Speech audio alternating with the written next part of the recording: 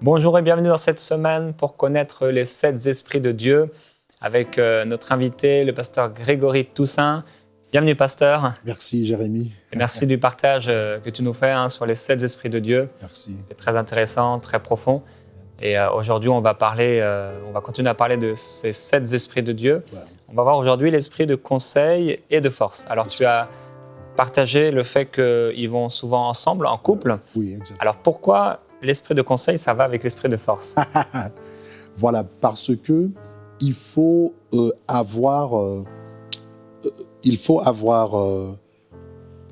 suivre les conseils de Dieu pour que la force de Dieu puisse se manifester. Donc, ces deux esprits vont de pair. Donc, on prend tout d'abord, on commence, qu'est-ce qu'on veut dire par l'esprit de conseil? L'esprit de conseil, c'est ce qui nous permet en réalité, c'est la capacité, on pourrait le définir ainsi, l'esprit de conseil te donne les stratégies pour pouvoir exécuter les plans de Dieu. C'est très important. L'esprit de conseil nous donne les stratégies. L'esprit de sagesse nous dit qu'est-ce qu'il faut faire. L'esprit d'intelligence nous dit pourquoi est-ce que nous faisons ce que nous faisons. Et l'esprit de conseil nous dit comment est-ce qu'il faut le faire. Maintenant, c'est très intéressant. Parfois, on reçoit un mot de la part de Dieu, on reçoit voilà ce qu'il faut faire, mais nous ne prenons pas le temps de recevoir l'onction d'intelligence pour comprendre pourquoi. Donc, comme j'avais dit la dernière fois, si on ne comprend pas pourquoi, on perd la motivation avec le temps. Et parfois, on prend encore moins de temps à chercher l'esprit de conseil pour savoir comment. Donc, l'apôtre Paul a écrit dans Galates chapitre 3, verset 3, Galates chapitre 3, verset 3, il dit « Êtes-vous tellement dépourvus de sens? Après avoir commencé par l'esprit, vous voulez maintenant finir par la chair. » Donc, souvent de fois, nous faisons ça. Dieu nous demande de faire quelque chose. Ah voilà, Dieu m'a demandé de faire une campagne, etc. En Haïti ou en Côte d'Ivoire, etc. Bon, je vais partir pour la campagne. Maintenant, ça c'est l'esprit de sagesse qui nous dit pourquoi partir. Mais comment nous prendre, comment avancer avec cette campagne, ça, c'est l'esprit de conseil. Et il faut chercher l'esprit de conseil. L'apôtre Paul a dit, êtes-vous dépourvus de sens pour commencer par l'esprit et finir par la chair. Donc parfois, nous ne voyons pas la pleine manifestation de la gloire de Dieu dans nos entreprises parce qu'il nous a dit quelque chose par l'esprit, mais nous voulons l'exécuter par la chair. Donc voilà pourquoi l'esprit de conseil est tellement nécessaire pour demander à Dieu les stratégies. Comme j'avais dit, ces deux choses vont de pair. Une fois, j'ai quand même un ministère de délivrance, de libération spirituelle. Il y a des démons qui viennent et on les commande de partir, ils partent automatiquement. Il y en a d'autres qui nous prenaient du temps, parfois des jours, des semaines, etc. Une fois, je suis allé au Seigneur et il dit, Seigneur, mais pourquoi est-ce que certains démons prennent autant de temps à partir? Et est-ce que c'est parce que j'ai pas l'onction ou bien j'ai pas d'assez d'onction? Et le Seigneur m'a dit, ton problème, ce n'est pas un problème d'onction. Mais ton problème, c'est que tu n'as pas cherché mon intelligence ou encore, tu n'as pas cherché l'esprit de conseil. Tu n'as pas cherché la stratégie. Parce que pour chaque bataille, il y a une stratégie. Donc cela veut dire quand tu fais face à un esprit démoniaque, à chaque esprit démoniaque, il faut encore demander au Seigneur son esprit de conseil, chercher. Donc tu dois d'abord me chercher et me demander quelle est la stratégie pour cette bataille. Et j'ai commencé à appliquer ça. Et on a vu des résultats extraordinaires. Donc, dans le passé, automatiquement qu'on amenait quelqu'un de possédé, je disais, au nom de Jésus, sors, mais je ne fais plus ça. J'entends la personne et j'écris des choses et puis je rentre dans la présence de Dieu. Seigneur, voilà la bataille à laquelle je dois faire face. Quelle est la stratégie pour pouvoir gagner cette bataille? Et puisque l'esprit de conseil et de force vont de pair, quand tu suis les conseils du Seigneur, la force de Dieu se manifeste. Donc, dans Ésaïe chapitre 36, verset 5, et nous trouvons ces paroles sur les lèvres de Sanhékérib, dans la version Darby, il dit « Le conseil et la force sont là pour la guerre ». Le conseil et la force sont là pour la guerre. On ne peut pas partir pour la guerre avec la force seulement. Il faut le conseil et la force. Quand tu suis les conseils du Seigneur, la force de Dieu se déploie. Maintenant, tu es prêt pour la guerre. C'est un peu ce qu'on a vu dans le ministère de Jésus, par exemple. Lorsque Jésus traversait la mer de Tibériade, c'était une attaque démoniaque. Donc, l'expression qui est utilisée, et Jésus, c'est un peu Jésus réprima ou réprimanda. C'est une expression qui généralement est utilisée par rapport aux démons. Donc, ce que nous avions eu, au fait, c'était une attaque démoniaque. Et le vent commençait à souffler, et la mer a agité, et la Bible dit que le Seigneur Jésus s'est endormi. Maintenant, c'est impossible. La barque est en train d'être agitée. C'est impossible humainement de dormir. Mais en réalité, en ce moment-là, c'était l'esprit de conseil qui se manifestait. Donc le Seigneur lui a dit, donc tu es en train de faire face à une bataille, une force démoniaque, parce qu'arrivé à l'autre bord, il allait chasser 6000 démons de Gadaré. Donc les forces démoniaques ont essayé de l'attaquer pendant qu'il était en mer. Dieu lui a donné la stratégie. Tu vas t'endormir, tu vas garder ta paix, tu vas garder le calme, tu vas garder la tranquillité. En d'autres termes, tu ne vas pas permettre que la tempête qui est à l'extérieur rentre à l'intérieur de toi. Donc le trouble qui est à l'extérieur va rester à l'intérieur. Tu ne vas pas permettre que cette tempête rentre à l'intérieur. Tu gardes le calme à l'intérieur. Maintenant, quand tu te réveilles, tu vas imposer la paix que tu as à l'intérieur de toi, tu vas l'imposer maintenant au vent et à la mer. Donc, quand il se reposait, c'était la stratégie pour gagner la bataille. Si Jésus-Christ était paniqué, stressé, la force ne se manifesterait pas. Il avait besoin d'être calme, etc., pour que la force de Dieu se manifeste. Parce que c'est écrit dans la stratégie pour trouver la force de Dieu. Je trouvais un verset là. C'est quelque part dans Ésaïe, chapitre 30, verset 15. Il dit, « Car ainsi parle le Seigneur, c'est dans la tranquillité et le repos que sera votre salut, dans le calme et la confiance que sera votre force. » Donc, la force de Dieu se manifeste dans le calme et le salut. Donc, le Seigneur a dit à Jésus, pour que la force se manifeste, il faut que tu sois tranquille, il faut que tu aies le calme. Donc, Jésus-Christ s'est endormi, il est tout à fait calme parce que la force de Dieu se trouve dans le calme et la tranquillité. Et maintenant, quand il s'est réveillé et il a dit, silence, tais-toi, maintenant, l'esprit de force s'est manifesté. Donc, l'esprit de conseil lui a dit comment est-ce qu'il fallait se comporter durant la tempête. Et maintenant, quand il s'est réveillé, puisqu'il avait suivi les directives du Saint-Esprit, maintenant, la force de Dieu s'est manifestée. Donc, ces deux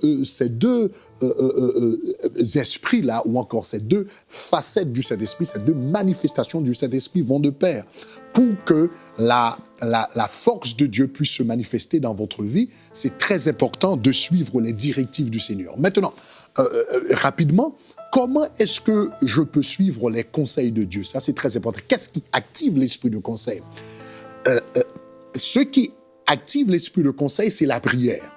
Mais c'est un type de prière bien spécifique. Parce que la Bible souvent parle de, par exemple, David avant de se rendre en guerre, etc. Et on lit dans la Bible, et David consulta l'Éternel. Donc, on trouve cette expression souvent pour la prière. Consulter, c'est une forme de prière, mais toute prière n'est pas exactement consulter le Seigneur, n'est pas une consultation.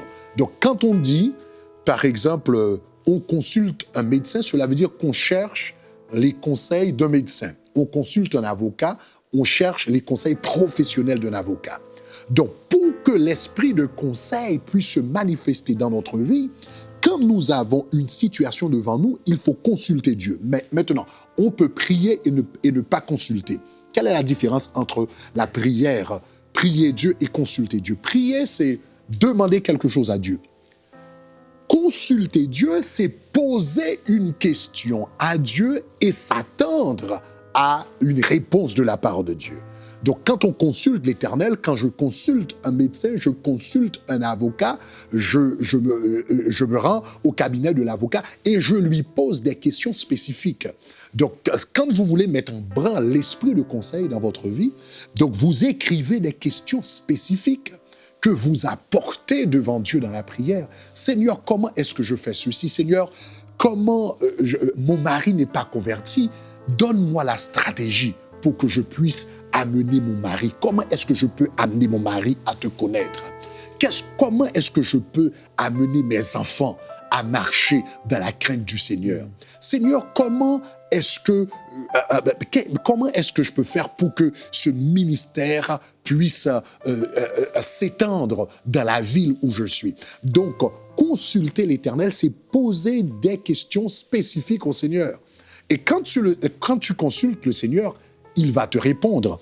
Remarquez, il y a un verset de la Bible qui parle des différentes manières dont donc le Seigneur répondait. Dans la Bible, c'est dans 1 Samuel chapitre 28, le verset 6. Donc c'est un peu à la fin de la vie de Saül, quand il commençait à perdre un peu la grâce de Dieu sur sa vie. La Bible dit, et Saül consulta l'Éternel, donc il est allé chercher les conseils de l'Éternel. Il consulta l'Éternel et il dit, l'Éternel ne lui répondit ni par songe, ni par Urim, ni par les prophètes. La Bible dit, l'Éternel ne répondit ni par songe, ni par Urim, ni par les prophètes. Cela veut dire, dans ce temps-là, l'Éternel avait l'habitude de répondre par songe, par Urim et par les prophètes. Donc, quand on consulte l'Éternel, l'Éternel répond par ces différentes manières-là. Donc, l'Éternel peut vous répondre par des prophètes. Maintenant, je sais qu'automatiquement, quand on parle de prophète, donc, il y a des gens qui voient un prophète prophétiser, etc. Bon, le don de prophétie existe encore, mais il ne faut pas oublier qu'à chaque fois que nous lisons la parole de Dieu est en train de nous prophétiser. Au fait, dans 1 Pierre chapitre 1er, verset 21, la Bible dit « Ce n'est pas par une volonté d'homme qu'une prophétie a jamais été apportée, mais c'est poussé par l'Esprit que les hommes ont prophétisé de la part de Dieu. » Et l'apôtre Pierre écrivit cela par rapport aux Écritures, car au verset précédent, il dit « Sachant tout d'abord, vous-même, qu'aucune prophétie de l'Écriture ne peut être objet d'interprétation personnelle, car ce n'est pas par la volonté d'homme qu'une prophétie a jamais été donnée. En d'autres termes, la Bible appelle la parole de Dieu la prophétie. Donc une prophétie, à chaque fois qu'on lit la parole de Dieu, on est en train de recevoir des prophéties. Ésaïe prophétise encore, Jérémie prophétise encore, Ézéchiel prophétise encore, le Seigneur Jésus-Christ prophétise encore. À chaque fois qu'on lit la parole de Dieu, le Seigneur est en train de prophétiser sur notre vie. Donc c'est une façon quand nous consultons Dieu, c'est l'une des façons qu'il peut nous répondre. Deuxièmement, il dit, il ne répond ni par les prophètes, par l'Urim. Maintenant, l'Urim, c'était quoi? L'Urim, c'était quelque chose que les sacrificateurs portaient sur leur poitrine. C'est comme un sac qu'ils portaient sur leur poitrine et il y avait des pierres là-dedans. Et quand ils posaient une question à Dieu, dans la présence de Dieu, si quelqu'un avait une question, si par exemple tu avais une question, et moi je suis un sacrificateur, tu me poses la question à moi, voilà ce que je voudrais savoir de la part de Dieu, et moi je prendrais ta question et je rentrerai dans la présence de Dieu avec l'Urim, cela veut dire le sac et les pierres sur ma poitrine. Et je dirais, Seigneur, Jérémie a demandé ceci, cela, etc. Si la réponse était oui ou c'était non, les pierres allaient s'agiter d'une manière pour dire oui ou bien non. Donc, à travers l'Urim, Dieu répondait. Maintenant, aujourd'hui, nous n'avons pas l'Urim, mais nous avons quelque chose de plus puissant que l'Urim à l'intérieur de nous. Nous avons le Saint-Esprit de Dieu. Parce que l'Urim dans l'Ancien Testament pouvait seulement dire oui ou non.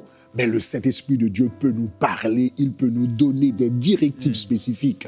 Donc, pour pouvoir bien fonctionner avec l'Esprit de conseil, il faut prêter attention au mouvement du Saint-Esprit à l'intérieur de nous. Il faut être sensible à l'intérieur, être sensible au Saint-Esprit. Parfois,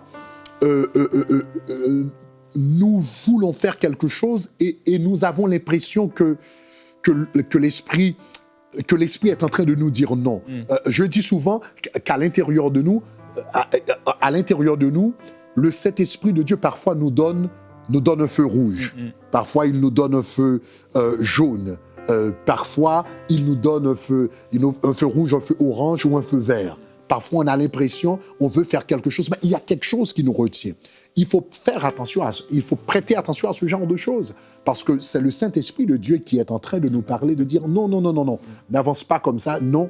Donc, parfois, on a l'impression qu'on peut avancer, mais il faut faire attention. C'est un peu le feu orange du Saint-Esprit qui te dit, tu peux avancer, mais reste dans la prière, écoute ma voix, c'est dangereux, cherche ma face, etc. Avance, mais faites attention. Et parfois, on s'apprête à faire quelque chose et on a le feu vert. Quand on a le feu vert, la Bible dit, là où il y a l'esprit, il y a la liberté. Amen. On se sent libre, on sent que c'est ça, c'est ce qu'il faut faire. Donc, il faut prêter attention à ce genre de choses parce que tout ça, ce sont les différentes manifestations de l'esprit de conseil. L'esprit, après avoir consulté Dieu, il est en train de nous parler. Il communique par l'Urim, etc. Et finalement, il peut communiquer par des songes également. Le soir, quand on dort, après avoir posé une question à Dieu, il peut nous répondre par les Saintes Écritures. Il peut nous répondre par des sensations spirituelles. Non, je n'ai pas la liberté. Il peut nous répondre également par des songes et par des visions. Donc, ce sont toutes là des manifestations de l'esprit de conseil de Dieu dans notre vie. Amen. Voilà. Gloire à Dieu. C'est fort. Voilà. Amen. Dans le psaume au chapitre 19, il est écrit « La loi de l'Éternel est parfaite. Amen. Elle restaure l'âme. Le témoignage de l'Éternel est véridique. Il rend sage le simple. Les ordres de l'Éternel sont droits. Ils réjouissent le cœur. » C'est la liberté dont on parlait. Le commandement de l'Éternel est limpide. Il éclaire les yeux. La crainte de l'Éternel est pure. On en parlera. Elle subsiste à toujours. Les ordonnances de l'Éternel sont vraies. Elles sont toutes justes. Plus précieuse que l'or, même que beaucoup d'or fin. Plus douce que le miel, même que le miel qui coule des rayons. Ton serviteur aussi en est averti. Pour qui les observe, l'avantage est grand. Un peu plus loin, il dit « Reçois favorablement les paroles de ma bouche et la méditation de mon cœur en ta présence. » On a parlé de l'oreille qui écoutait. « Que l'Éternel te réponde au jour de la détresse. » Père, merci pour le Saint-Esprit, l'esprit de conseil et de force. Père, on a tellement besoin de t'écouter, de prendre le temps de t'écouter.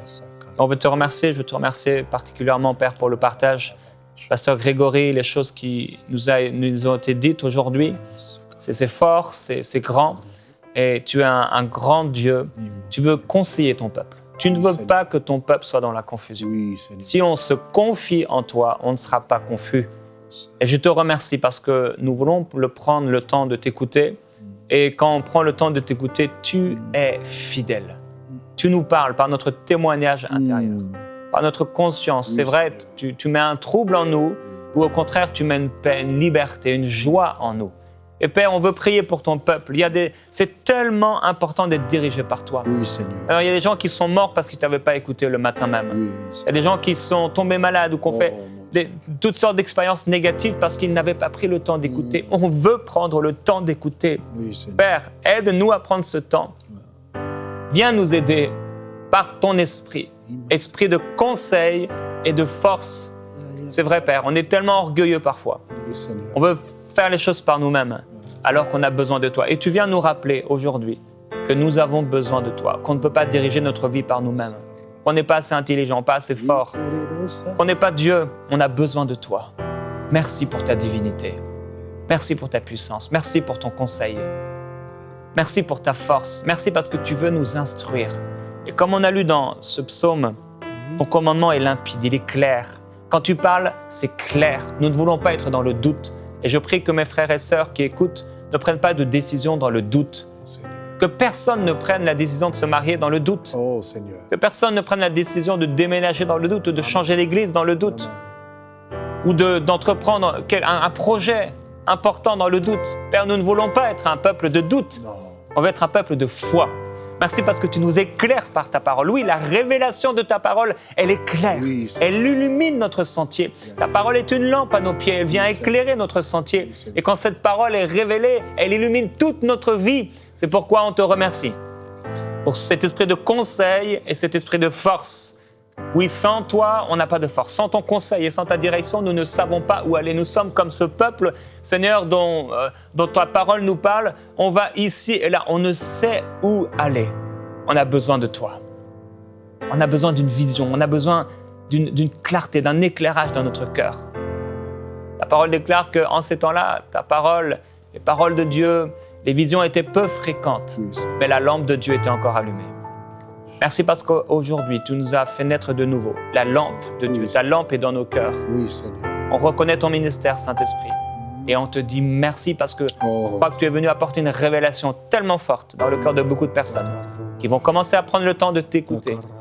Alléluia, et d'être instruits par toi. Merci Seigneur, vraiment, merci.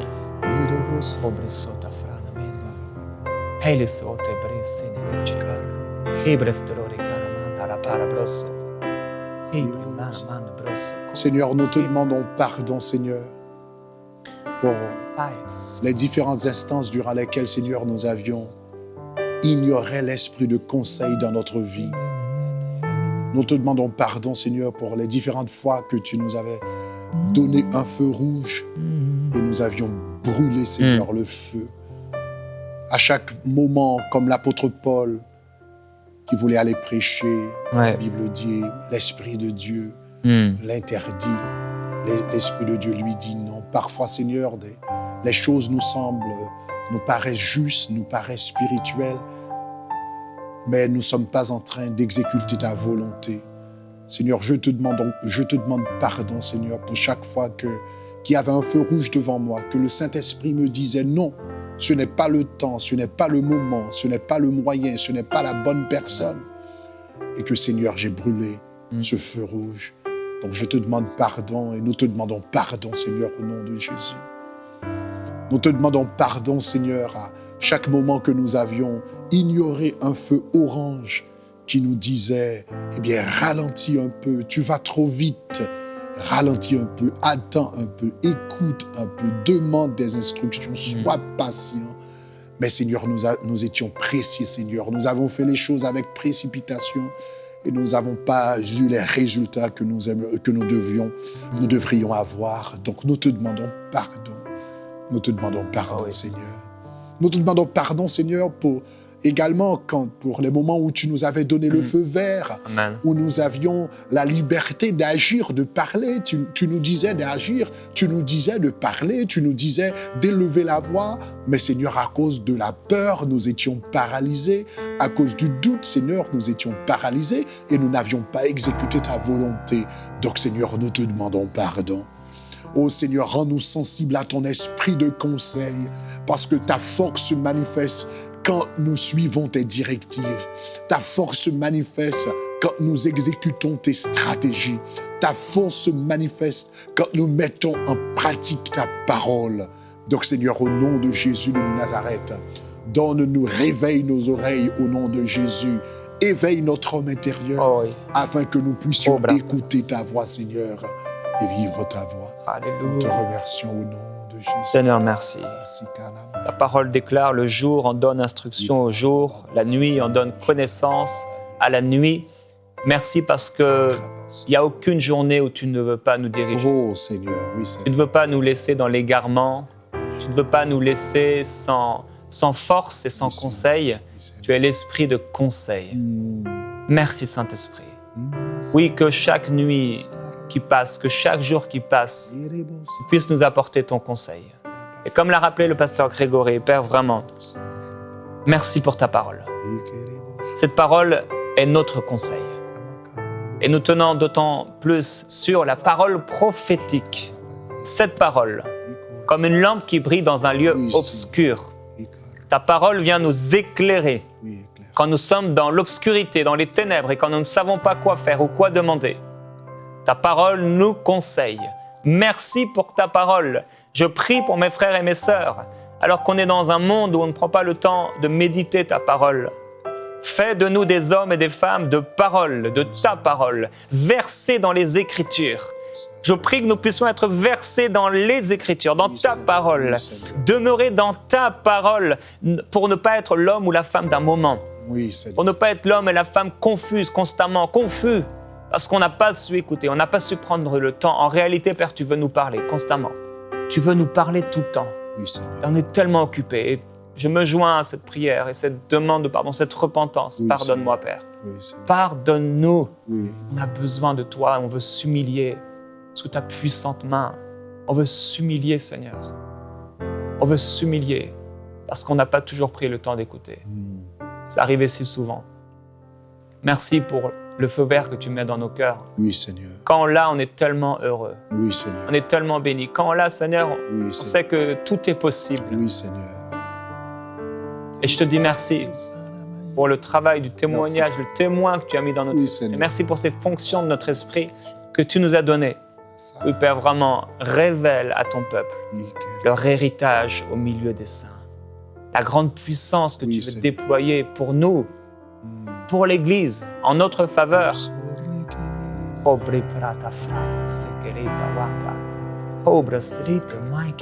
Il y a quelqu'un qui vit une tempête maintenant, un ouragan terrible dans ta vie. C'est surtout au niveau familial. Mais le Seigneur te dit maintenant, à l'instar de Jésus-Christ, que la force pour dominer ce moment, cette tempête, se trouve dans le repos, dans le calme et dans la tranquillité. L'Éternel te dit maintenant, repose-toi en moi. Et tu fais trop d'appels téléphoniques. Tu parles à trop de gens, tu racontes trop de choses. Le Seigneur te dit de garder le silence parce que dans ce silence, il va te parler, il va te donner les stratégies nécessaires pour pouvoir calmer la tempête et la force de Dieu va se manifester dans ta vie. Gloire à Dieu. Je veux vous encourager à la maison à méditer le psaume 19. Il nous est parlé des cieux qui racontent la gloire de Dieu. Et il est écrit, ce n'est pas un langage, ce ne sont pas des paroles. Leur voix n'est pas entendue, leurs traces apparaissent sur toute la terre.